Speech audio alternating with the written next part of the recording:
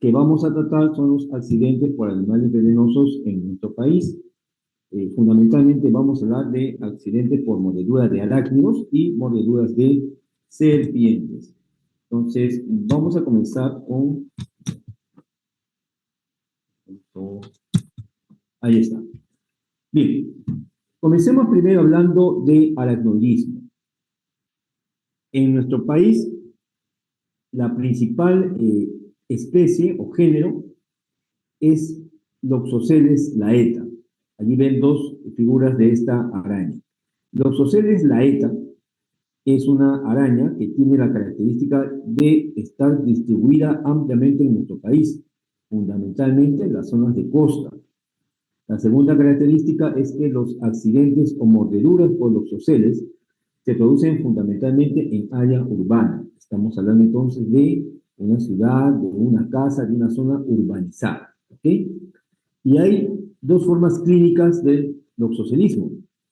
Viene a ser la forma localizada, llamada loxocelismo cutáneo, cuando la mordedura solamente afecta a la piel y tejidos blandos, y la forma generalizada o loxocelismo sistémico, como su mismo nombre lo dice, cuando el efecto de la toxina o veneno afecta ya a todo el organismo. Abajo vemos tres especies más: Oneutria, Lycosa y Latrodectus. De estos tres géneros, el más frecuente de ellos es Latrodectus, y vamos a hablar algo de Latrodectus.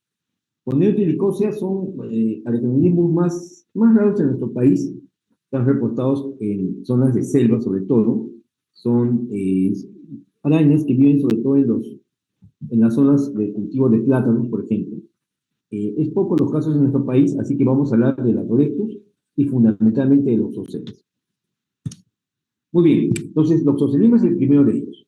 Loxocelismo tiene, como hemos comentado, una distribución en nuestro país, fundamentalmente en la costa. Acá tenemos algunos datos estadísticos del año 2024 en nuestro país. Si ustedes observan, según estos datos, ha habido distribución de casos a nivel de la costa, selva y sierra. Según esta estadística, ha habido más casos en la sierra de nuestro país. Sin embargo, de manera global, porque esto es del año 2024, de manera global, la mayoría de los casos pertenecen a la región de la costa. Y cuando vemos acá en esta segunda tabla un consolidado entre 23 y 24, vemos que los departamentos de San Martín, que está en zona de selva, Lima, la ciudad de Lima, Arequipa, son los que tienen la principal casuística de accidentes por Loxosceles. Pero vuelvo a repetir, esto es un detalle de estos últimos 2 años. No tengo todavía a la mano las estadísticas del 25. En general, en todos los años que han pasado desde que esto se reporta en nuestro país, que ya va cosa de 10 a 15 años, la mayor prevalencia es en las zonas de la costa. Bueno, lo primero que debemos conocer, doctores, es cómo identificar a la araña Loxosceles para que luego hagamos nuestro diagnóstico de manera adecuada. Loxosceles, que ahí tienen una imagen, posiblemente muchos de ustedes la hayan visto en sus casas también, tiene hábitos nocturnos. Es una araña que no está de día caminando por allí, sale fundamentalmente de noche. La otra característica es que es una araña solitaria, ¿correcto? Y en realidad no ataca al hombre. El único momento en el cual lo ataca y lo muere es cuando se siente amenazada. En realidad estas arañas tienen temor al humano, se esconden del humano, y solo cuando se sienten amenazadas es que atacan y mueren. Y otro detalle importante, como dice acá, solo muerde una vez. Ese es un detalle bien interesante.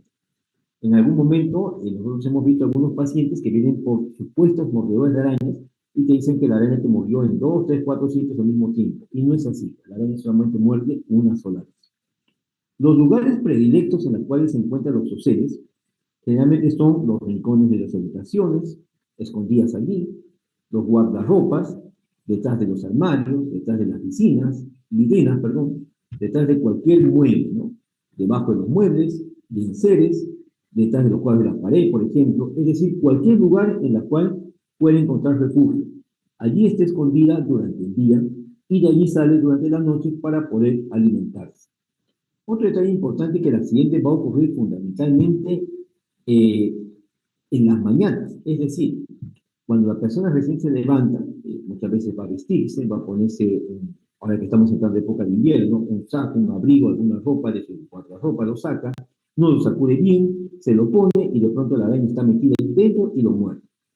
O algunas personas cogen un zapato, se ponen el zapato, no lo sacuden previamente el zapato, y dentro del zapato está escondida la araña y lo muerde. Entonces, generalmente ocurren en ese momento, ¿no? O cuando alguien está, pues, limpiando en la casa, limpiando, moviendo algún mueble viejo, mete la mano sin darse cuenta por allí para sacar algo, y la araña está escondida y le muerde. Y otro momento también en el cual se describen estas mordeduras es en la noche cuando la persona está durmiendo. Hemos comentado que la araña es nocturna, la araña sale a cazar, sale a alimentarse, de casualidad se trepa a la cama, a veces tenemos las sábanas o los edredones grandes que están cayendo sobre el suelo, se trepa pues la araña, ¿no? Camina por tu cuerpo, quizá camina por tu cara, tú estás dormido, no te das cuenta, la tratas de botar inconscientemente con tu mano, la araña se asusta y te muerde. ¿Ok? Y lo curioso es que muchas veces estas mordeduras la persona pues no lo ve a la araña, ¿no? La araña te muerde y se esconde rápidamente. Porque si tú ves a la araña, obviamente te vas a alejar. Estas mordeduras suceden cuando tú no ves a la araña. Has estado en contacto en un sitio donde está, te muerde y la araña inmediatamente se esconde, huye, corre, porque teme al humano. Así que muchas personas en realidad no ven a la araña. Las que pueden verla, obviamente, se dan cuenta del tipo de araña y van pues, con más rapidez a un centro de atención. Muy bien, esos detalles son interesantes para poder después entender la parte de diagnóstico, como vamos a comentar.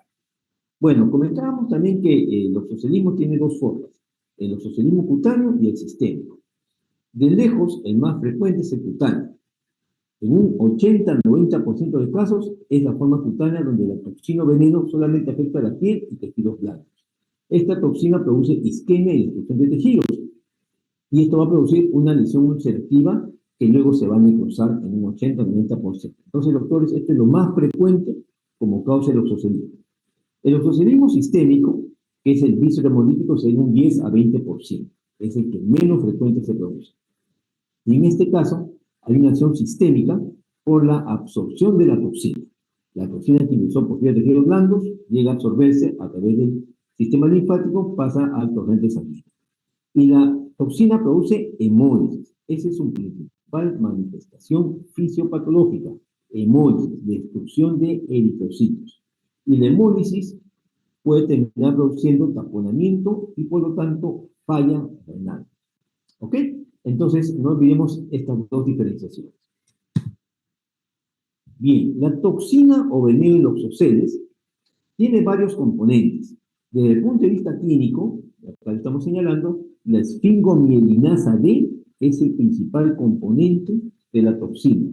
Se ha observado que la esfingomielinasa D, en los casos del oxocelismo cutáneo, va a producir activación de mediadores inflamatorios, como la interleuquina 8, el factor de necrosis tumoral, la interleuquina 1, por poner algunos de ellos, lo cual va a llevar a inflamación y necrosis celular. También va a producir activación de la S-lectina, que son receptores en el endotelio.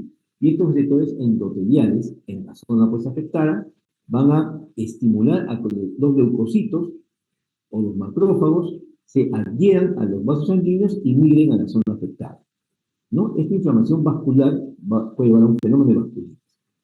Y la esfingomielinasa D también puede activar por medio de las ceramidas la formación de trombos, de trombos plaquetarios, y eso termina produciendo isquemia. En resumen, la inflamación, necrosis hemorrágica, la vasculitis y la isquemia va a llevar a que el tejido reciba poco aporte sanguíneo y se produzca necrosis tisular. Entonces, la esfingomielinasa D es el principal componente del veneno que lleva este fenómeno. Y a nivel de la forma sistémica, la esfingomielinasa D también, una vez que ingresa al torrente sanguíneo, se une a ¿dónde? A la membrana del eritrocito. Al unirse a la membrana del eritrocito, va a alterar digamos así, la estructura, los componentes externos del eritrocito, lo que va a llevar a la activación del complemento, y esto finalmente va a llevar a la hemólisis mediada por complemento, ¿correcto? Y eso va a llevar pues al fenómeno fisiopatológico de la forma sistémica, que es la hemólisis. También puede haber aumento de o alteración del riego sanguíneo por expresión de selectina, formación de trombos, ya lo que hemos visto en la forma cutánea. Muy bien. Entonces, no olvidemos que la esfingomielinasa D es la principal responsable de los efectos fisiopatológicos de la toxina de oxoceles, la ET. Pasemos ahora ya a las manifestaciones clínicas. A ver, doctores, tenemos acá el oxocelismo cutáneo, que hemos comentado, es la forma más frecuente, un 80 a 90%. Vemos que la mordedura, cuando la araña nos muerde una persona, al inicio puede haber un dolor que puede ser de intensidad variable. Significa que a algunos les duele bastante, a otros les duele regular o muy poco. Sin embargo, a las 2 horas o incluso hasta las 4 horas, ya ese dolor va a ser un dolor más, digamos, permanente, más intenso, porque ya empieza a haber isquemia de los tejidos. Y hemos comentado que los fenómenos hemorrágicos, los fenómenos de trombosis y de vasculitis e inflamación llevan a la isquemia de los tejidos, ¿no? Hemos comentado que solamente existe una sola mordedura, estamos remarcando eso. Algunas personas expertas pueden ver incluso la huella de los quelíceros. Los quelíceros son las mandíbulas de la araña, ¿no? En la herida. Entonces, más o menos a las 6 horas, ya la herida empieza a tomar unas características que son propias de la mordedura de los ocelos. Si bien es cierto al inicio usted puede sospechar que la mordedura puede haber sido por otro animalito, a las 6 horas ya tiene características con las cuales usted puede decir con seguridad, no, esto es una mordedura de araña ocelos. ¿Cuáles son? Empieza a ver en la zona de la herida, alrededor de ella, ya una área de vasoconstricción que lo lleva a ponerse un color pálido grisáceo, que es la zona de isquemia que se está desarrollando. Y alrededor eritema, flobosis, ¿no? Que va aumentando progresivamente. Acá lo vemos con más detalle. Vean que la zona del centro se vuelve de un color violáceo y algunas zonas son medias blanquecinas, porque ya son áreas de isquemia.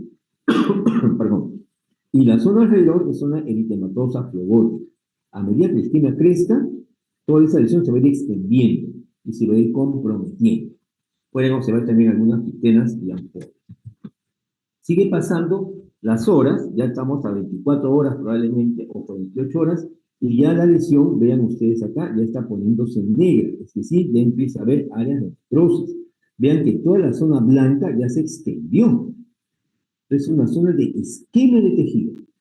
Todo esto va a ir finalmente a necrosis, porque este tejido está impactándose. Y alrededor la zona flebótica inflamatoria que acompaña todo proceso inflamatorio, ¿no? Entonces, esto tiene un nombre desde el punto de vista clínico que le llaman la placa libedoide. Nosotros le dicen por ahí la mancha marmórea, también he escuchado decir que le dicen. La placa geográfica también he escuchado por ahí que le llaman. Lo cierto es que esta es una, el segundo nombre lo dice, una zona extensa, una placa con estas características que hemos comentado. Finalmente esto se necrosa. Acá vemos la misma mano, la cual, vean acá, ya está completamente necrosada, tejido muerto. Ya para que llegue a necrosis han pasado por lo menos sus 4 a 6 días, ¿ok? Quizá un poquito más. Acá ya lo han abierto, lo están limpiando, ¿no? Porque hay que limpiar esta zona. Pero vean cómo todo ese dedo afectado se ha comprometido porque el veneno progresivamente lo fue afectando. Eso es típico de una mordedura por araña loxoceles, ¿ok?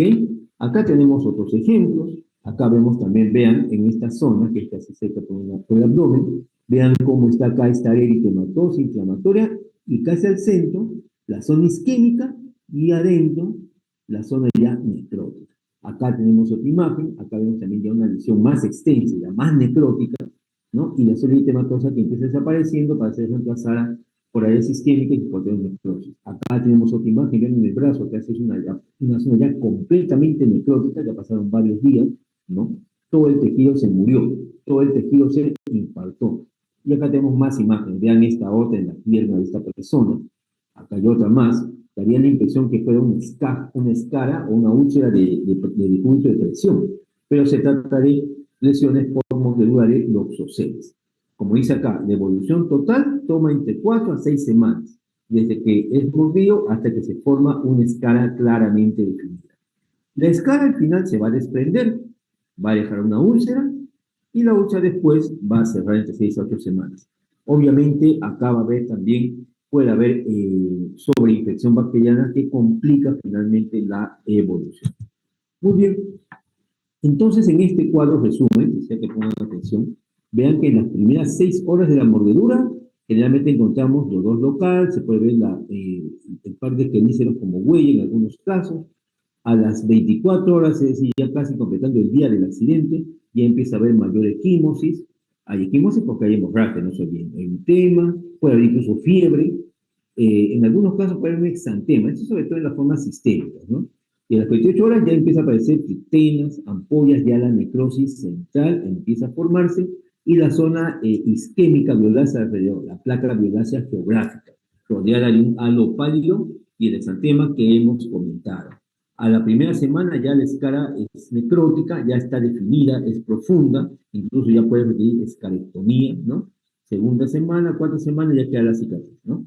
Entonces, como ustedes ven, es un proceso que va a tomar entre 48 horas para tener ya una lesión claramente definida y a la semana ya una escara necrótica. Por lo tanto, cuando actuemos más rápidamente, vamos a bloquear esta progresión. Si no hacemos nada, con toda seguridad se va a ver una escara enorme, obviamente bastante incómoda para una persona. Eso es el oxocelismo cutáneo. Ahora, si la toxina llega a absorberse al torrente sanguíneo, que se ve en un 10 a 20%, como comentábamos, tenemos el oxocelismo sistémico. El oxocelismo sistémico generalmente se presenta en las primeras 24 horas de evolución. Por ahí he encontrado alguna literatura que los tienen incluso hasta una semana, pero lo más frecuente es que en las primeras 24 horas del accidente se produzcan las manifestaciones de cuadro sistémico, en el caso que esto se suceda. Entonces el paciente ha tenido la mordedura, pero en las primeras 24 horas se empieza a presentar de pronto manifestaciones clínicas de falla renal. Hemos dicho que el principal sustrato fisiopatológico es la hemólisis. La hemólisis produce, ¿cómo se llama esto? Hemoglobinuria. La hemoglobinuria produce taponamiento renal. Entonces el paciente empieza a presentar manifestaciones de falla renal. Después empieza a tener oliguria. El paciente que usted sospecha que le ha morido los oceles, de pronto empieza a decir que observa que la orina empieza a bajar de volumen, que está orinando menos, está teniendo oliguria.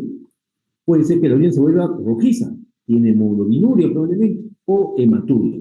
Y esto se ve en las primeras horas cuando ya se está convirtiendo en una forma sistémica. Puede haber fiebre, ¿correcto? Puede haber mialgias, artralgias, de pronto empieza a presentar ictericia, una ictericia que es ya por hemólisis, no necesariamente por falla hepática, sino por hemólisis. Y todo esto le afecta pues, al paciente, puede tener náuseas, vómitos, etc. Usted hace los análisis de laboratorio, pide orina y va a encontrar hematuria y hemoglobinuria. Analicen la sangre y encuentra que la úrica tiene empieza a elevarse porque empieza a haber falla renal. El hematocrito se va al suelo y empieza a haber manifestaciones de hemólisis. Los reticulocitos aumentan, la lactato deshidrogenasa aumenta, la bilirrubina indirecta aumenta. Su paciente está hemolizando a consecuencia de la toxina de los oxoceles, forma sistémica. Este paciente va a morir de falla renal aguda. ¿Ok? Tenemos que manejarlo entonces en el contexto de evitar eso o de llevarlo a diálisis si es que es necesario, si es que la falla renal es bastante severa. Muy bien. Doctores, ¿se está escuchando lo que hablamos, correcto? ¿Alguien que me confirme? Sí, doctor. Excelente, muy bien, gracias. Bueno, entonces ustedes, como médicos, cuando vean esta situación, tienen que definir tres cosas. Primero, cuando tengan una persona que acude y le dice, doctor, me ha mordido una araña, vea que está mi herida, usted tiene más o menos que, primero, determinar si la araña que le ha mordido los oxoceles o es otra araña. Para eso, podría usted preguntarle a la persona que describa la araña. Pero habitualmente la gente no lo hace, y si lo hace, no lo hace tan bien. ¿Ok? Entonces, como que no ayuda mucho. La gente no mata a la araña y te la trae, muy raro. Así que eso no ayuda mucho. Lo que va a ayudar bastante es la historia clínica de cómo sucedió esta mordedura. Como les vuelvo a decir, no se olviden que vamos a ver los momentos en que se presenta, bajo qué situaciones, no olviden que algunas personas no ven a la araña. ¿Ok? Y finalmente usted tiene que observar la herida. Y si usted observa que esa herida empieza a presentar manifestaciones de isquemia y que se está transformando en una placa livedoide, prácticamente usted ya tiene un diagnóstico. No olvide que entre 50 y 60% de los pacientes, o sea, más o menos la mitad, ve a la araña. Y si es un niño, peor pues. El niño no te lo va a describir bien. Entonces, a veces pues no tenemos ese dato y depende de la historia, la circunstancia y el aspecto de la lesión la que le va a hacer a usted el diagnóstico. ¿Ok? ¿Y por qué esto es importante? Porque si usted tiene el diagnóstico de leucemia cutánea o de una forma sistémica, tiene que pensar en usar el suero antineutrógeno para prevenir esa evolución a la escala necrótica o a un compromiso sistémico. El suero antiloxocélico es monovalente y no se olviden, los sueros son anticuerpos, ¿ok? Pero estos anticuerpos no son humanos, son producidos en equinos, o sea, son anticuerpos heterólogos. En equinos, que son los caballos, se producen estos anticuerpos, al equino se vincula una cantidad de la toxina de loxoceles y el equino, el caballo, produce esos anticuerpos. Esos anticuerpos son los que vamos a tener en este suero. Y eso es lo que nos vamos a aplicar al paciente. Es un frasco ampolla de 5 mililitros, como dice acá, contiene inmunoglobulinas equinas neutralizantes. ¿Esto qué significa? Que al ser un suero heterólogo hay un riesgo de anafilaxia o shock anafiláctico. ¿Ok? Siempre hay un riesgo. Ahora, el riesgo es menor. Cada vez la forma de fabricar estos antisueros se está haciendo con mejor calidad, de tal manera que disminuye ese riesgo. Sin embargo, siempre hay que tener presente la posibilidad de que haya un cuadro de anafilaxia al usar este tipo de tratamiento. ¿Cómo se administra? Generalmente entre 1 a 2 frasquitos, ¿no? Se diluye entre 100 o a 250 de suero fisiológico y se le pasa entre 30 a 60 minutos. Usted lo aplica. Idealmente tiene que aplicarse en las primeras 24 horas. Es lo ideal. Más allá de allí, su eficacia quizá no sea muy buena. ¿Ok? O sea, lo ideal es las primeras 24 horas. Ya si usted gusta las primeras 48 horas. Pero más allá probablemente no nos ayude mucho. Usted lo puede aplicar al final, pero quizás no le ayude mucho.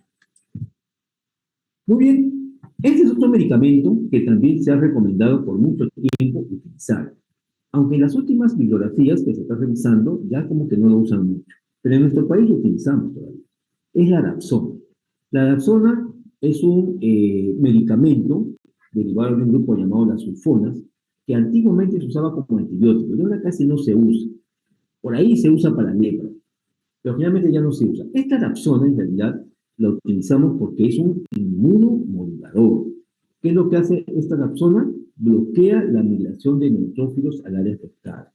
Entonces, ustedes recordarán que cuando la toxina de loxoceles ingresa al cuerpo, ingresa a piel y tejidos blandos, la efingomilinasa producía activación de selectinas, etc., eso producía mayor quimiotaxis de los neutrófilos a la zona afectada. Y los neutrófilos, cuando llegan a una zona afectada, destruyen todo lo que encuentran. Entonces contribuyen a aumentar el daño tisular. Pues bien, la Dapsona bloquea ese fenómeno, disminuye la migración de neutrófilos al área afectada, y eso disminuye la carga de destrucción tisular, ¿correcto? Sin embargo, la Dapsona se recomienda darlo más allá de las 72 horas, o sea, no sería inmediatamente, y descartando compromiso sistémico. ¿Por qué? Porque la Dapsona tiene un efecto adverso conocido, hemólisis. Ese riesgo de hemólisis o de metemoglobinemia será no en todas las personas, en algún tipo especial de personas solamente, pero hay ese riesgo. Entonces, si usted le da la opción a un paciente en las primeras 24 o 48 horas y hace hemólisis, usted no va a saber si le hemólisis por la Dapsona o porque está teniendo un toxocelemismo sistémico. Entonces, mejor no lo use y use la pastilla a 72 horas, descartando todo compromiso sistémico. Y lo que la Dapsona hace es, como vamos a decir, disminuye la migración de neutrófilos y eso va a producir finalmente que la lesión no sea tan extensa y no sea tan destructiva. Muchos de los pacientes que han usado Dapsona, por lo menos la experiencia que tenemos en el hospital, han ido mejor. ¿Ok? Entonces sí sería recomendable la dosis de 100 miligramos al día por unos 5 a 7 días aproximadamente. ¿Ok? Y no olviden que las personas con déficit de glucosa 4 desogenasa pueden tener anemia hemolítica como efecto secundario a la Dapsona.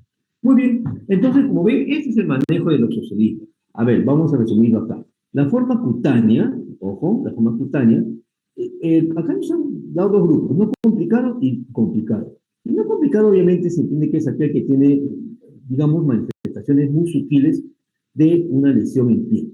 Le podemos dar Dapsona a partir de tercer día. En cambio, las formas complicadas, donde ya la carga de toxina es mayor, hay una mayor carga de lesión, de placa alrededor, incluso con necrosis, también hay que darle la Dapsona a partir de tercer día. Hay que a este paciente darle también antibióticos porque esta herida se puede sobreinfectar. E incluso usted podría también darle suero antiloxocélico para evitar un mayor deterioro. Y se hace finalmente la escalectomía cuando ya está la escala necrótica hecha. En las formas sistémicas o visceromolíticas que hemos comentado, allí sí tiene que darse el suero de todas maneras. Hospitaliza a su paciente, le da el suero, lo hidrata, porque lo que estamos buscando es que el riñón no se tapone. Se recomienda también alcalinizar la orina. Al alcalinizar la orina, no hay mayor taponamiento por la carga de los eritrocitos destruidos. Usted alcaliniza la orina infundiendo o dándole al paciente mayor bicarbonato de sodio para que ésta se vuelva alcalina, ¿no?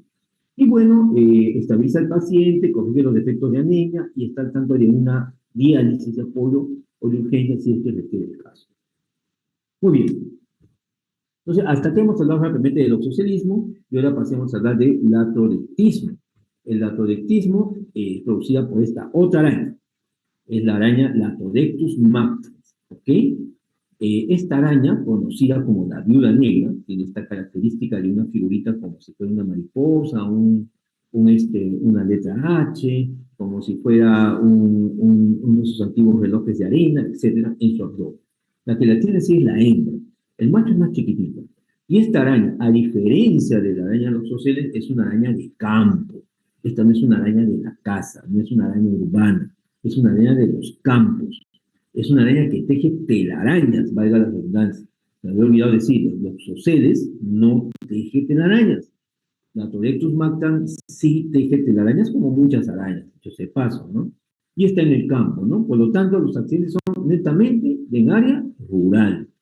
En nuestro país, en todo lo que son zonas de campos rurales, zonas de cosecha en la costa y también en la sierra de nuestro país, en los valles interandinos, ¿ok?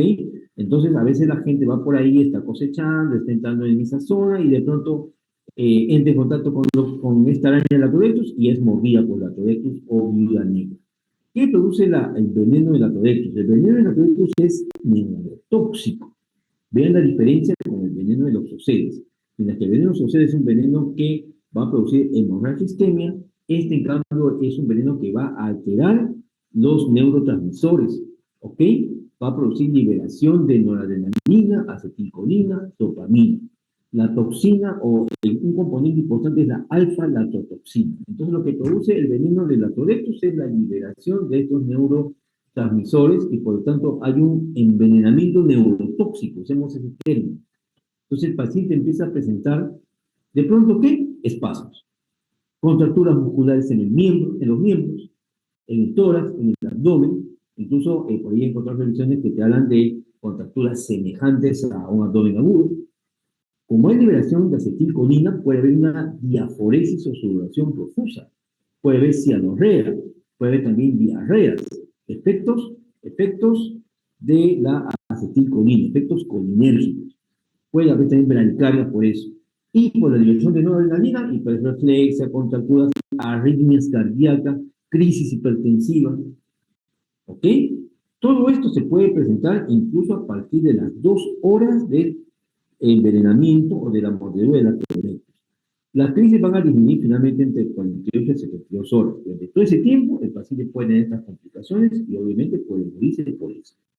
Entonces, ¿cómo se trata? También hay un antisuero antilatrodectus. Este se usa vía subcutánea de 1 a 5 mililitros. ¿Ok? Ahora, si usted de pronto no tiene esto, podría ponerle gluconato de calcio como estabilizador de membrana celular o simplemente darle algún tipo de benzodiazepina, con la cual usted va a relajar las contracturas y de alguna manera va a disminuir también la actividad adrenérgica que tiene este paciente. Entonces, con eso podría también usted controlar su accidente por Latrodectus. Entonces, nunca olviden, los Loxosceles, araña de la casa, accidentes netamente urbanos. Lo más frecuente de lejos. Latrodectus, accidentes en el campo, en la zona rural, lo menos frecuente. ¿Ok? Y es un veneno neurotóxico. Muy bien, doctores. Antes de pasar a ofilismo, ¿alguna pregunta? Doctor, sí, una consulta con A el ver, tema del tratamiento sobre los oxoceles. Usted mencionó que no se puede dar el anticuerpo antes de después de las 24 horas, ¿no? Y la me refiero a la Dapsona, Dapsona. no, pero el anticuerpo no era antes de las 24 horas. A ver, para que entienda bien claro. Cuando usted me está hablando usted del antisuero, ¿ok? Ajá. El antisuero se da cuando usted tiene una sospecha de una forma sistémica, por el heterosocelismo, o cuando usted ve que el nosocismo cutáneo está en una progresión, digamos, severa, ¿ok? Eso nos tiene que dar idealmente en las primeras 24 horas de la mordedura o hasta 48 horas. Es lo ideal. Es decir, viene su paciente, la mordedura pasó hace 6, 7 horas, está a tiempo de dar. Viene su paciente, la mordedura pasó hace 12 horas o 18 horas, está a tiempo de dar. Viene ese paciente y la mordedura pasó, ya había pasado 24, 36 horas, de todas maneras de Viene ese paciente, ya pasó 4 días, probablemente no le ayude mucho, ¿ok? Ya no sería recomendable darle, ¿ok? Esa es la idea, ¿ya? O sea, no es, creo que es entendido que se tiene que dar después de 24 horas, no. Se tiene que dar entre las primeras 24 o 48 horas del accidente, que es donde mejor eficacia va a tener. Cuanto más precoz, mejor, obviamente, porque usted va a bloquear de manera más rápida el veneno de los oxoceles y por lo tanto el resultado del daño por esta toxina o veneno va a ser mucho menor. ¿Ese es lo que entendiste o no quedó Sí, muy Doc, claro? sí. Ahora sí, ya todo claro. ¿Ya? Gracias. Ok. Y la dapsona, por si acaso, eso se recomendará después de 22 horas porque puede producir hemólisis si le damos más antes y podría enmascarar la hemólisis que podría originar el veneno. Eso se recomienda así pasadas 72 horas. Muy bien, doctores, vamos a seguir avanzando y ahora pasemos a ofilismo. El ofilismo es la mordedura por serpientes. En nuestro país, en el Perú, tenemos dos familias importantes como causa de ofilismo. La familia Lapidae y la familia Viperidae, conocidas de manera general como víboras. ¿Okay? En la familia Lapidae tenemos el género Micrurus. Y acá vemos la fotografía de una serpiente del género Micrurus, que es una serpiente llena de anillos de colores. En realidad es muy vistosa. Y acá tenemos la familia Viperidae o víboras, donde tenemos tres géneros importantes en el Perú. El género Botrops, el género Lachesis y el género Crotalus, que es importante que los conozcan. Acá tenemos la imagen de una de ellas, que es la serpiente del género Crotalus, la serpiente cascabel. Muy bien. Bueno, en el caso del ofilismo, cuando si es que en algún momento tienen oportunidad de atender pacientes, realmente pacientes que viven en zonas rurales, en zonas de selva, muchas veces el paciente o la persona que es mordida por una serpiente logra matar a la serpiente y a veces te trae la serpiente.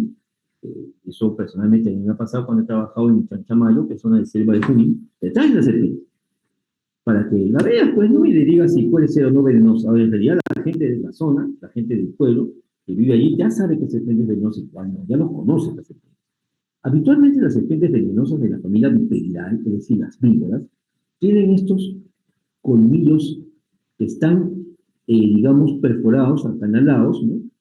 Por un conducto que va directamente a la glándula venenosa. Entonces, a través de la mordedura, inocula el veneno, la serpiente lo hace obviamente para alimentarse de alguna presa, de algún animal, y cuando nos muerde, por mala suerte, nos inocula el veneno. Esto es típico de las serpientes de la familia Viperidae, las víboras. Ojo con lo que estamos hablando. Pero también tenemos otras serpientes de la familia Lapidae. Entonces acá tenemos para diferenciarlos. Vean que en el caso de las víboras o familia Viperidae, ya hemos hablado de los colmillos anacalados, también tiene un ojo donde la pupila generalmente es vertical, ¿ok? Tiene su nariz y al costado de la nariz tiene una estructura que le llaman la foseta lateral, que es un órgano termorreceptor, es decir, capta la radiación térmica que emana un ser vivo. Y a la serpiente le sirve para ubicar pues, alguna presa, algún ratón, algún mamífero del cual se alimenta. Es como que ve el calor que cae al cuerpo humano. Esa foseta lateral no se encuentra en las serpientes que habitualmente no son venenosas. ¿Ok? Es una forma de diferenciar. Las serpientes no venenosas habitualmente, generalmente, no tienen una pupila lineal como si se presenta en las víboras. Acá es una pupila más circular. Tienen que tener una idea de una pupila lineal. Si algunos de ustedes tienen de mascota un gato o un gatito, vean los ojos de su gatito en el día. Van a ver que los ojos del gatito en el día son lineales. Bueno, más o menos así debe ser el ojo de una viperidae. Mientras que en la noche el ojo del gatito es circular, negrito, más o menos como una serpiente no venenosa. Es solamente como una forma de orientarse, ¿no? Entonces, y los colmillos de las serpientes no venenosas realmente son más chiquititos, en comparación con los colmillos grandes de las serpientes de la familia Viperidae. Ahora, estas características de serpientes no venenosas, sin embargo, sí se pueden presentar en las serpientes de la familia Elapidae, la que tiene el cuerpo con anillos de colores. ¿Okay? mientras que la viperidal es las otras características que hemos estado comentando. ¿Ok? Acá tenemos otra imagen para, digamos, un poquito enfatizar esto. La familia Viperidae ovívoras tienen la cabeza, vean, en forma de un triángulo. ¿Ok? Ahí está. Tiene la forma de un triángulo. Aquí está su fosita lateral, su pupila elíptica. Las serpientes no venenosas, resaltemos acá, tienen la forma ovalada, no tienen foseta lateral, correcto, la pupila es redonda. Y las serpientes de la familia Lapidae, las corales, tienen características muy parecidas a las no venenosas. Vean que la cabeza también es redondita, tampoco tienen foseta lateral, el ojito de la pupila también es circular. Pero acá las delata sus bandas o anillos de colores, ¿no? Muy bien, doctor. De estas serpientes, de lejos, las más frecuentes, en un 99%, son la familia Viperidae. ¿Ok? Entonces, esas son las características de las víboras que debemos tener siempre en consideración. Y acá las tenemos. En este gráfico, tenemos acá la familia Viperidae y la familia Elapidae. Vean que la familia Viperidae es aproximadamente 99% de casos en el Perú. La familia Elapidae, 1%. Acá tenemos Elapidae, la familia, la especie Micrurus, ¿no? Que es la que produce esto, vamos a ver más adelante. Y la familia Viperidae, que es la más amplia, tenemos en un 96% el género Botox. ¿Ok? Tenemos el género Botox, el género Lachesis y el género Crotalus. Vean que Crotalus en un 1%, Lachesis en un 3%, Botox 96%. Entonces, de lejos, el ofilo que produce más accidentes en nuestro país es el género Botox. Y tenemos algunas especies conocidas. El Botox atrox, el Botox atrox joven, el Botox Brasil, el Botox lineal. Ustedes por lo menos recuerden que se llama Botox. Ahora, la gente local le pone sus propios nombres. Eso también es bueno conocer. Por ejemplo, en las zonas, bueno, donde yo estuve trabajando en una época, que en la zona de selva central le llaman jergón. Pero al Botox Brasil le dicen jergón chuchupe por el Amazonas. ¿Ok? Y a las serpientes laquesis le dicen chuchupe, entonces puede llevar alguna confusión. A veces los nombres locales confunden muchas veces. Entonces usted trate más que nada de ubicar por los nombres, digamos, científicos. ¿Ok? Digamos. En nuestro país, claramente, los accidentes ofílicos son propios de las zonas de selva. Eso está más que claro. Pero no es exclusivo de la selva. También se ve en la costa. Y también se ve en Lima. ¿Ok? Acá en Lima, en la periferia de Lima, estamos hablando de las zonas de Caraballo Comas, al norte. Estamos hablando de las zonas de, por ejemplo, las lomas de Lachay, que eso está en Huaral. A lo mejor usted se va a visitar o pasear por ahí, es una zona turística. ¿Ok? En las provincias como en nuestra provincia, de Canta. ¿Ok? También se reportan estos casos, ¿ok? En la provincia de Huarochirí, son parte de la selva de Lima, se reportan estos casos, entonces no es exclusivamente de la selva. Ustedes vean que en la selva, claramente Loreto, San Martín, Callari, en todos los años, últimos años, acumula la mayor cantidad de casos. Por acá está Lima, vean que también Lima acumula algunos casos, ¿ok? Y otros departamentos más, ¿ok? El principal grupo afectado se concentra en la población joven y adulta. Porque es la población que trabaja, la población que va al campo, la población que va a la chacra, la población que se mete dentro del monte, y hay que ser la gente en la selva, ¿no? A recoger fruta, a trabajar. Allí es donde se encuentran con las serpientes y allí es donde sufren estos accidentes ofílicos. El mayor riesgo se ve en el sexo masculino, probablemente por esta situación laboral. ¿Ok? Muy bien. Sigamos avanzando. Y ahora vamos a ver algunas imágenes de algunas de las serpientes ofílicos o accidentes ofílicos frecuentes en el Perú. Acá tenemos, por ejemplo, a Botox atrox. Botox atrox es de lejos el Botox más frecuente en el Perú como causa de ofilismo. Vuelvo a repetir, frecuente en las zonas de la selva, no solamente la selva amazónica, sino también la selva central, porque acá no la han pintado mucho. La selva central viene a ser la selva del departamento de Amazonas, la zona del departamento de San Martín, la zona de selva de Huánuco, que viene a ser Tingo María, la zona de selva de Pasco, que viene a ser Oxapampa, la zona de selva de Junín, que viene a ser Chanchamayo y Satipo, la zona de selva del Cusco, la Convención, o sea, hay lugares que realmente uno piensa que no es selva, pero sí es ceja de selva.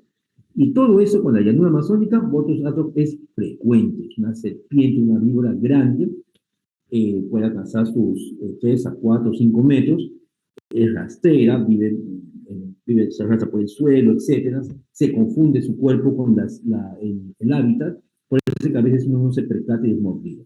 Esta botos que ven acá, colgada en una rama, es verde, es la botos viviniatus. Este es frecuente en la llanura amazónica. Ahora está muy de moda los paseos turísticos, el turismo de aventura. Ten mucho cuidado con eso, porque esta serpiente está colgada de las ramas y realmente se confunde. No es fácil verla. Acá la vemos claramente en la foto. Pero en la práctica, uno camina por ahí, viendo las ramitas, está feliz, tomándose fotos, tomándose selfies, y sin darse cuenta puede estar la serpiente a su costado colgada. Y le puede morder. O sea, es una botos arborícola. ¿Okay? Y hablamos que en la costa peruana hay botos, también hay. Acá tenemos, vean, en la costa peruana y acá en Lima, este boto que es el botos pictus. No es el botos atrox, es el botos pictus. Este botos pictus es más pequeño. Eso sí, es mucho más pequeña, pero la mordedura sigue siendo tan potente como de botos atrox. ¿Ok? Tenemos también acá otro botos berlingueri. Este está más descrito en las zonas de la sierra, ¿no? En las zonas de los valles interactivos. ¿Ok? Entonces, estas son serpientes, son ofidios, de los cuales se reportan casos en nuestro país. Bueno, en el caso de Botox, el veneno es fundamentalmente proteolítico, destruye tejidos. Tiene una presencia, acá dice, ven, proteasas, fosfolipasas, hialuronidasas, todo lo que te destruye tejido. Obviamente la serpiente con eso destruye los tejidos de su presa, digamos de un ratón de campo, para después devorar. Entonces, licúan los tejidos, ese es el término correcto, licúan los tejidos.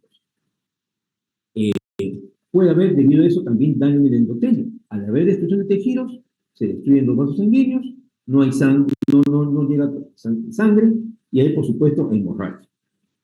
Trastorno de coagulación, entonces va a haber hemorragia y también tendencia a la isquemia y necrosis. Entonces es un veneno proteolítico, hemorrágico e isquémico necrotizante.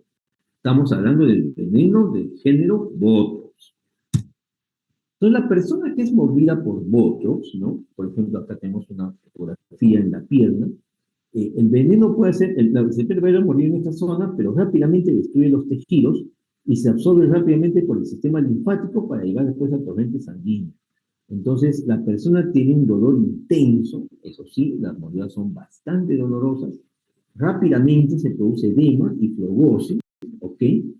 Hay equimosis en el lugar de la mordedura, vamos a decir por el golpe de la mordedura, pero también por efectos de la toxina que es hemorrágica, ¿no? Luego pueden aparecer vesículas, bulas hemorrágicas y finalmente necrosis.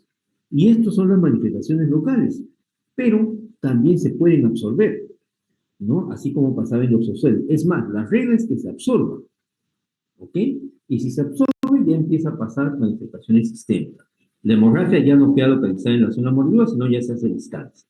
El paciente tiene hemorragia, epístasis, hematuria, hay trastorno del sistema de coagulación a consecuencia de este veneno.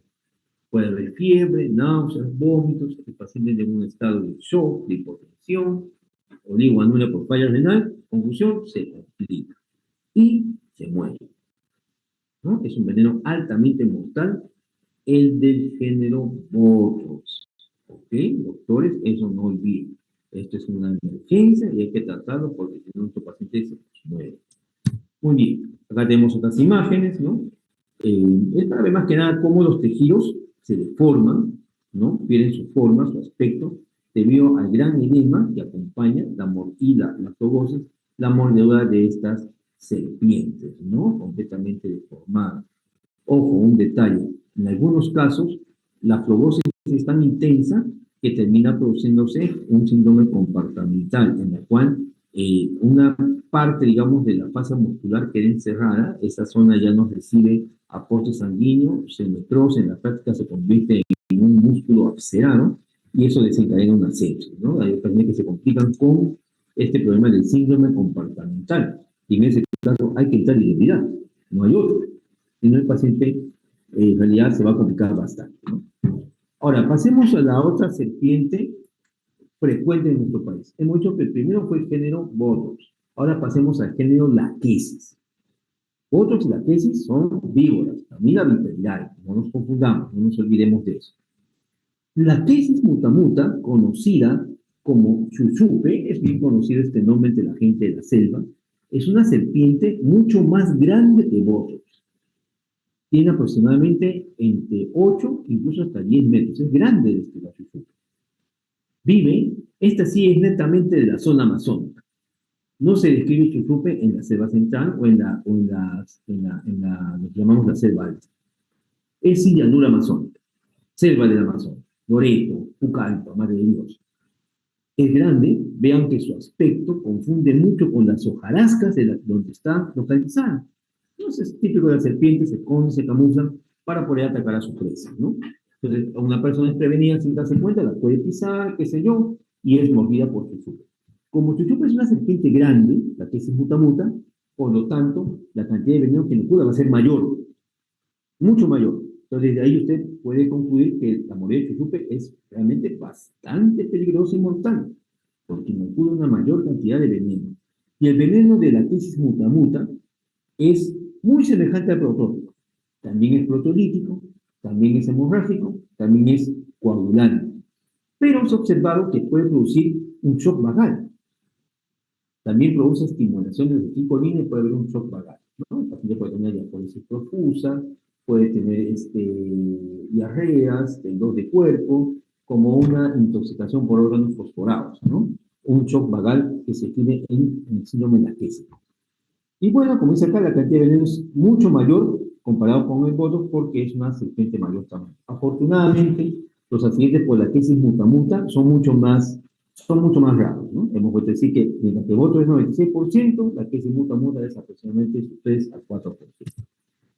Y la tercera serpiente de la familia Viperidae, estamos hablando de las víboras, doctores, no se confundan, es el género Crotalus, conocida como la serpiente de cascabel. Es una serpiente muy conocida, incluso en las películas. Mientras que el género Crotalus es una de las principales causas de accidente físico en el hemisferio norte, por ejemplo en México y los Estados Unidos, en cambio en el Perú es poquísimo los casos descritos por Crotalus y casi todos están circunscritos a esta zona de él. Hasta el final, en la zona sur del Perú, la provincia de Sandía, que es del departamento de Puno, por si acaso es una zona de selva.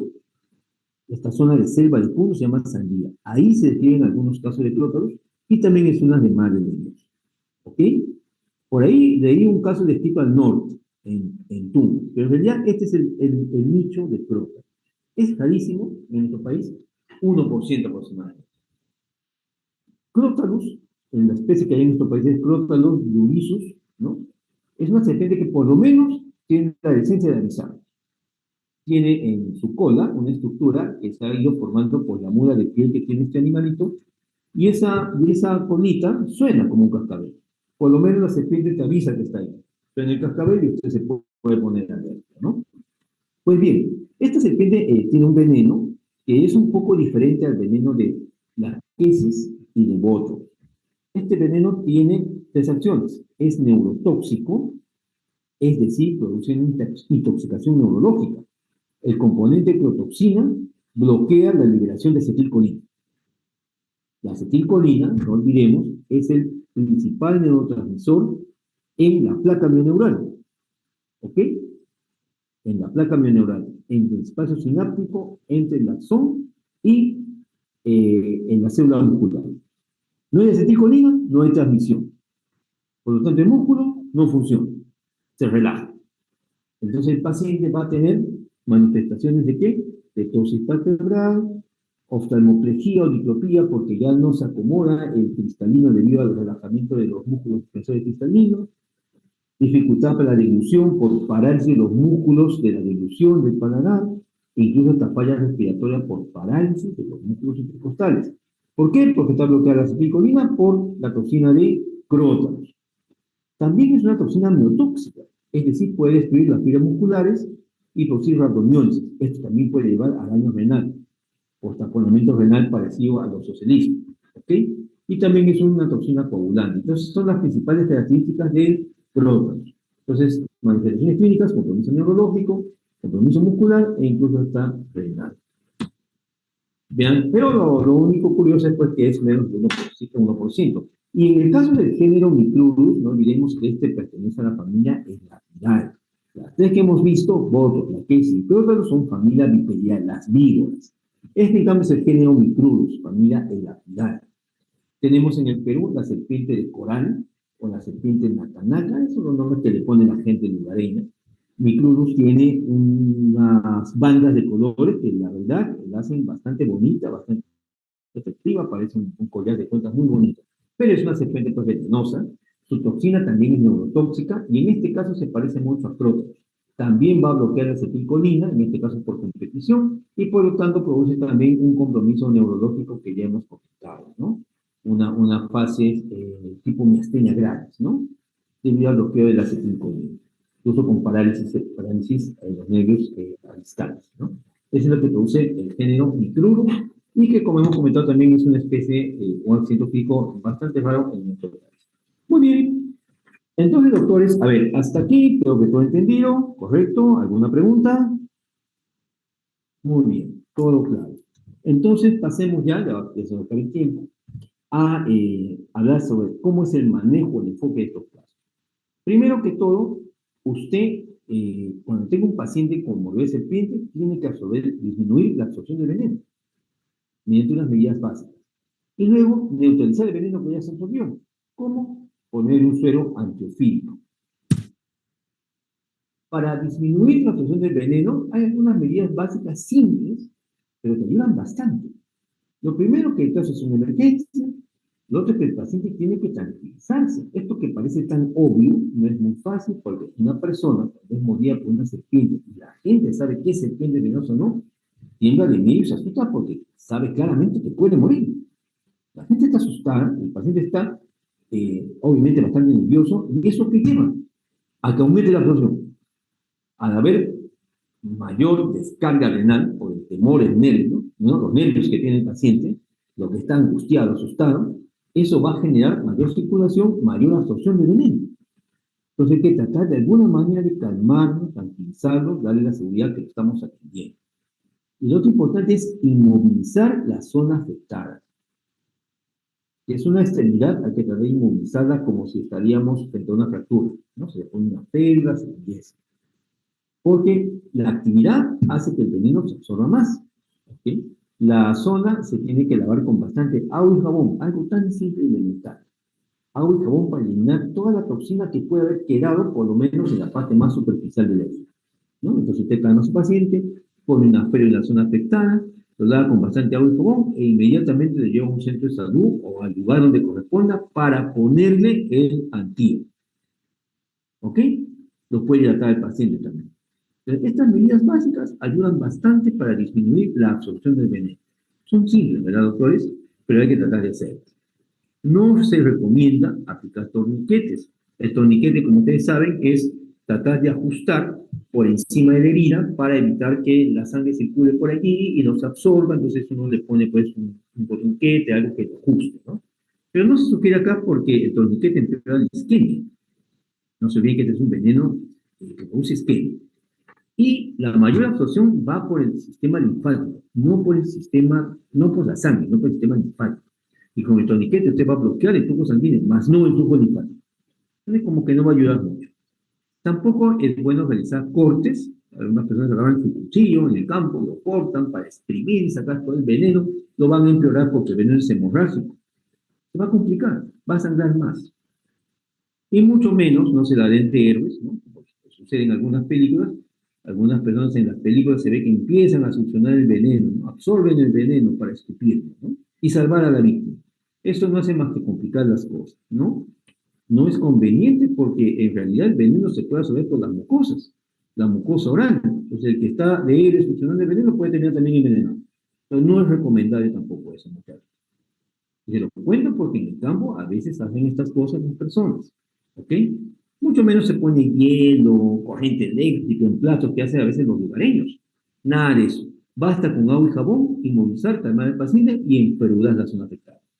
Y una vez que la llevamos ya a una zona de atención, tenemos que poner el suero antiofílico.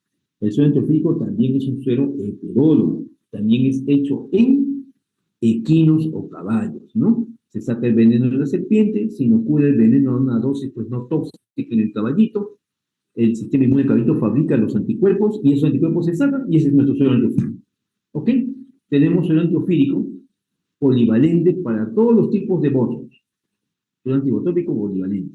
Tenemos un suero monovalente para la tesis y un suero monovalente para crotas anticrotales.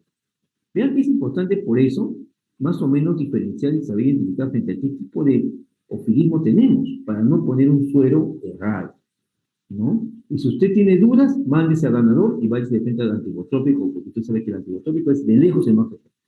¿Ok? Bueno, ¿cómo se administra? En 500 centímetros cúbicos, de 250 a 500 de cloruro de sodio, usted lo diluye y lo pasa en 30 a 60 minutos. Nuevamente, igual que en los sucede, lo ideal es en las primeras 24 horas, pero a veces eso pues no sucede. Hay personas que somos guías en el campo. Nuestro país pues es un país donde en la zona rural no hay comunicación. Esa gente a veces se va caminando a pie por trocha. E incluso está a horas o días de un centro poblado. Entonces a veces el paciente llega cuando ya pasó más o menos 36, 48 horas y no más. Entonces usted igual tiene que ponerle el antisuero. Idealmente las primeras 24 horas, correcto, estamos de acuerdo, porque va a disminuir las complicaciones. Pero llegó un poquito más tarde, pues póngale también, ¿ok? Ahora, antiguamente se decía que se pone una sola vez, porque si usted pone de nuevo, al ser un suero heterólogo, puede ser que haya una reacción anafiláctica. Eso también ya no se aplica mucho. Se puede repetir el suero más veces, obviamente con el cuidado del caso, porque es cierto, una nueva exposición puede llevar a un riesgo anafiláctico. Pero a veces es necesario porque muchas veces la cantidad de veneno inoculado es tan grande que requiere más antisuero. ¿Ok? Como dice acá, ¿qué cantidad de antisuero voy a aplicar? Depende del cuadro clínico de ofilismo. Por ejemplo, si la mordió una anaquesis mutamuta, tiene que aplicar bastante suero. Depende de la forma de presentación, si es una forma leve, moderada o severa. Si es leve, menos suero, si es severa, mucho más suero. Vamos a comentar eso más adelante. El tamaño de la serpiente. Si bien es cierto, las serpientes más grandes inoculan más veneno, no olvidemos que las serpientes pequeñas, las serpientes bebés, las serpientes llamadas vigoresnos, a pesar de que son pequeñitas, aplican poco veneno, pero muchas veces ese veneno es más potente. Eso está demostrado. Las mordeduras por vigoresnos son mordeduras que se deben considerar severas. Pero doctor, es una serpiente chiquitita, bebé, no interesa, doctor. Vigoresno tiene un veneno mucho más concentrado y tóxico. Mordedura por vigoresno debe ser considerada como severa. Depende mucho del tiempo de llegada al centro de salud, como hemos comentado, ¿no?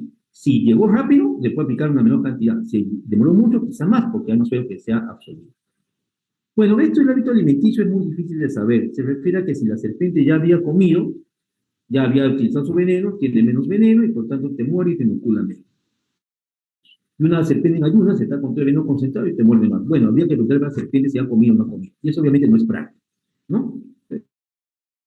Es solamente una observación que podéis sugerir. Vean esto, doctores, vean esta figura.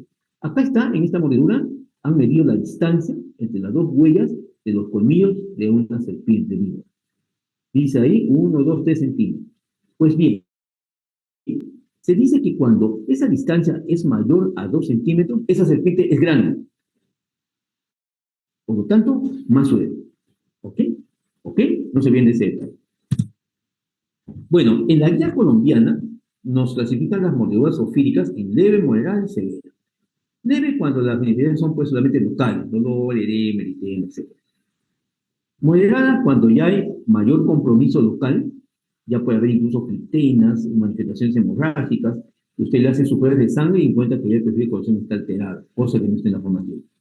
Y severa cuando ya hay claramente compromiso sistémico, ya el paciente está consagrado a distancia, está vomitando, ya las sustancias demuestran un mayor compromiso, etc.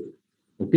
Es una forma como ellos clasifican de moderada severa. ¿Puede servir de ayuda? Sí, puede servir de ayuda, porque a veces esto se cruza. La otra forma que ustedes se enfocan es por el síndrome. Si el paciente viene, da mordido una serpiente y encuentra que está con un cuadro hemorrágico o de coagulación, eso probablemente sea una mordedura por botox o por laquesis o un ofilismo por vigoresno, ¿no? Si encuentra un cuadro mionecrótico, probablemente sea laquesis y también crótalos. Ojo, acá no lo han puesto como crótalos. Y si hay un compromiso neurotóxico miasténico, eso debe ser crótalos o debe ser el accidente por las serpientes de la familia Lapidae o Micrurus, las serpientes que parecían unas cadenitas de colores.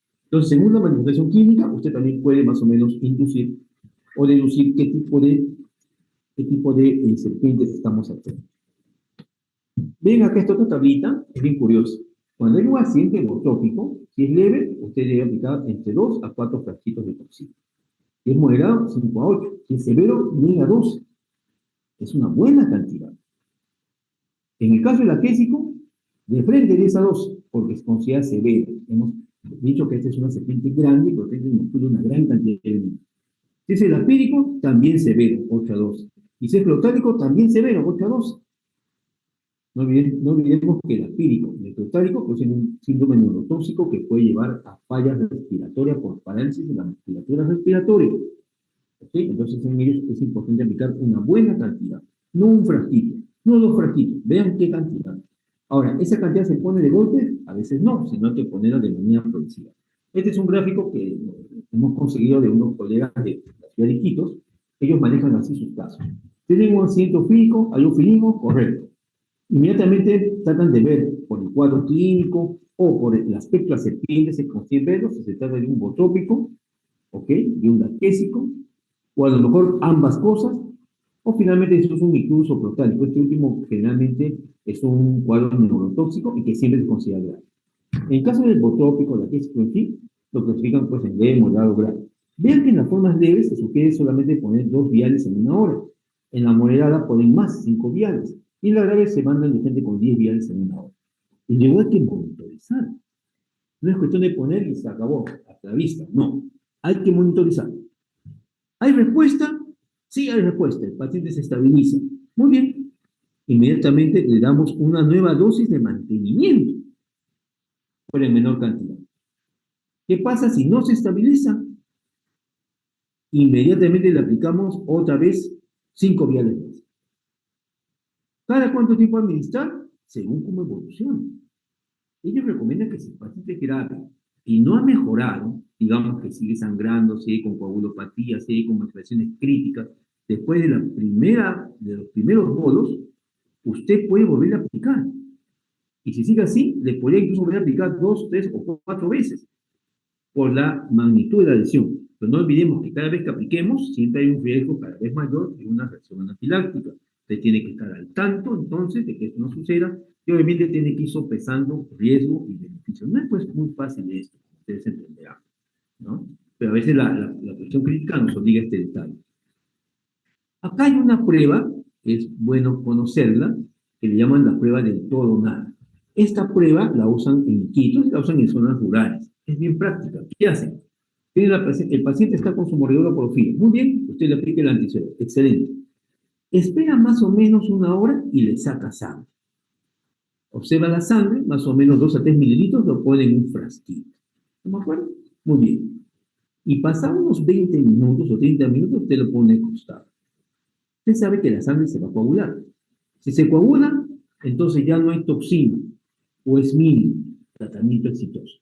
Pero si pasados 20 minutos no se coagula, ¿ok? Entonces el veneno todavía está allí. Hay más veneno. Falta más, por lo tanto, más antiveneno. Es una forma práctica por la cual ellos monitorizan la eficacia o no del tratamiento con el antisuero. ¿Ok? Muy bien. Entonces el tratamiento es urgente, hay que dar los antídotos lo más pronto posible. Recomiendan marcar el borde del eritema y el edema para después, más adelante, con el tratamiento, ir viendo si este aumenta o si este disminuye. Es una estrategia bien interesante. Usted tiene la mordedura, lo marca con un lapicero y si a la hora ve que sigue extendiendo, se está poniendo mal. Y si ya no se extiende y empieza a bajar, está yendo bien. Repetir cada 4 o 6 horas los exámenes correspondientes, básicamente de la coagulación, el examen de orina, el hemograma, etc. Se recomienda vacunar contra el tétano porque la cavidad oral de los ofilos vive Clostridium tetani. O sea, hay que vacunarlo contra el tétano, de todas maneras, a estos pacientes. El manejo de dolor con opioides, hay que evitar los AINES porque puede provocar sangrado o daño renal, como ustedes bien saben. Si hace síndrome compartamental o necrosis extensa, cirugía, desbridado. Transfundir los sangre, factor de coagulación. En el caso de un paciente con falla renal por mordedura, por ejemplo, de Crohn's, diálisis. En el caso de una falla respiratoria por parálisis de la musculatura respiratoria, por una mordedura de crótalos o de incluso ventilación mecánica, etc. ¿Ok? Los corticoides, en algunos casos los usan, en otros casos no los usan. Es controversial. Sabe que el corticoide, con su eficacia antiinflamatoria y de inmunomodulación, podría ayudar, etcétera, etcétera. Bueno, esto es muy discutible. Unos lugares lo usan y en otros no. ¿Ok? No hay mucha evidencia al respecto. ¿Ok? Ya como una medida desesperada quizás lo usen. También se ha recomendado usar plasmaféresis en algunos casos, ¿no? Que también al parecer ayuda, pero nada de eso es todavía concluyente. ¿Ya? Es solamente anecdótico. Pero es bueno saberlo porque quizás en algún momento vamos a tener que utilizarlo. Muy bien, doctores. Hasta aquí, ¿alguna pregunta? A ver, doctor, ya estamos contra la hora, así yo creo que avanzamos rapidito. Estas tres últimas diapositivas. Hemos hablado de aracnoidismo, hemos hablado de ofilismo, y ahora solamente vamos a hablar rápidamente de otros animalitos que pueden producir accidentes o envenenamiento. El primero son los escorpiones, el escorpionismo, conocido también como alacranes. Tenemos en el Perú estos dos tipos de escorpiones o alacranes. Este amarillito, que es muy conocido, a veces está en las casas, ¿ok? Para quien lo viste en su casita, pertenece al género Aduroides, Aduroides lunatus de la costa. Es amarillito, es bonito. Este alacrán o este escorpión en realidad no es venenoso. Su mordedura duele bastante, pero calma con antiinflamatorios. Así que no es venenoso. Mucha gente se asusta cuando le muerde un alacrán, en realidad no es venenoso. El que sí es venenoso es este de acá, es del género Titus. Este escorpión negro, que es mucho más grande, sí produce una toxina que es una toxina también neurotóxica, parecida, dicen, a la de Latodectus. En el Perú se han escrito casos aislados. Es más frecuente en la selva del Brasil, que es nuestra frontera. Y se hay casos de muertes por este género Titus. Pero bueno, acá en la costa no lo tenemos, pero sí en la selva amazónica. Luego, tenemos el caso del lepidopterismo. ¿Qué es el lepidopterismo? Es el contacto con algunas mariposas. Las mariposas nocturnas, conocidas como polillas, otros le dicen palomillas. Estas mariposas tienen en sus alas una serie de escamitas que se, digamos, flotan en el ambiente, ¿no? Y eso entra en contacto con algunas personas y les produce una dermatitis de contacto urticalizante. Esto no es veneno, es dermatitis de contacto. ¿Ok? Lepidopterismo. Tenemos otro que es el erucismo. En este caso el contacto es con la larva de la mariposa. Esta es la larva conocida como oruga. Acá tenemos una especie llamada Megalopige orticularis, otra es la Uraba lugens, otra es la Automeris, etcétera, etcétera. El nombre es muy complejo. El erucismo es una dermatitis de contacto con, ¿qué? Con las vellosidades o pelitos de estas larvas. ¿Ok? Dentro del erucismo hay una forma de erucismo que sí es interesante. Es esta, el onomismo. El onomismo es una forma de erucismo producido por esta oruga de la especie Lonomia aquelosus y Lonomia obliqua. Son larvas u orugas de un tipo de mariposas de la familia Saturnidae. Pero en realidad la mariposa no es el problema es la larva, la oruga. Estas lonomias viven en donde? En la selva, zonas tropicales. Incluso se ponen en grupos, ¿no? Están ahí las larvitas paseando, comiendo, etc. Dicen que tienen su estructura en su cabeza la forma de una U, de un ganchito, etcétera, etcétera. Bueno, lo cierto es que estas espinillas tienen una toxina. Entonces, el contacto con ellas no te va a producir una dermatitis de contacto, sino una diátesis hemorrágica. La toxina del veneno produce una alteración de la coagulación que lleva a un sangrado generalizado. Hemorragia, epitas, hematuria, hematomas y las consecuencias de una intoxicación por lonomia severa lleva pues a falla renal, sangrado pulmonar, etcétera, etcétera. Complicaciones, incluso muerte, puede ser fatal en un 4%. En el hospital de Valladolid, hace cosa de unos, creo que fue antes de la pandemia COVID, tuvimos un caso interesante de un ingeniero que se había ido a pasear a Iquitos, a Loreto, se había ido a pasear, no me acuerdo de este sitio, el Pacaya Samire, creo que se llamaba esta zona, ¿no? Y había estado paseando, feliz de la vida, ¿no? Turismo aventura, y vio un árbol y se quiso tomar una foto ahí, se apoyó con la mano en el árbol y no se dio cuenta que en ese árbol había un montón de estas larvitas, hormiguitas, y obviamente se pinchó. No le dio importancia, se sacudió y no pasó nada. Cuando llegó a Lima, llegó y empezó a pedir quimosis por todo lado. Estuvo hospitalizada. Su cuadro clínico fue quimosis fundamentalmente, creo que también tuvo algo de matú. Lo curioso fue que pasaban los días y no mejoraban, persistían. En el Perú no tenemos suero contra gonorrea. Se tuvo que traer de Colombia. Recuerdo que se hizo una gestión rápidamente y se trajo un suero de Colombia a los 10 días, se le puso a la paciente. Vean que había pasado 10 días, ¿eh? Y con eso mejoró. Uno dice, no, pero ya pasó más de 10 días, ya no va a ayudar. Sin embargo, ayudó. Recordamos claramente que mejoró. Y se fue ya. ¿Ok?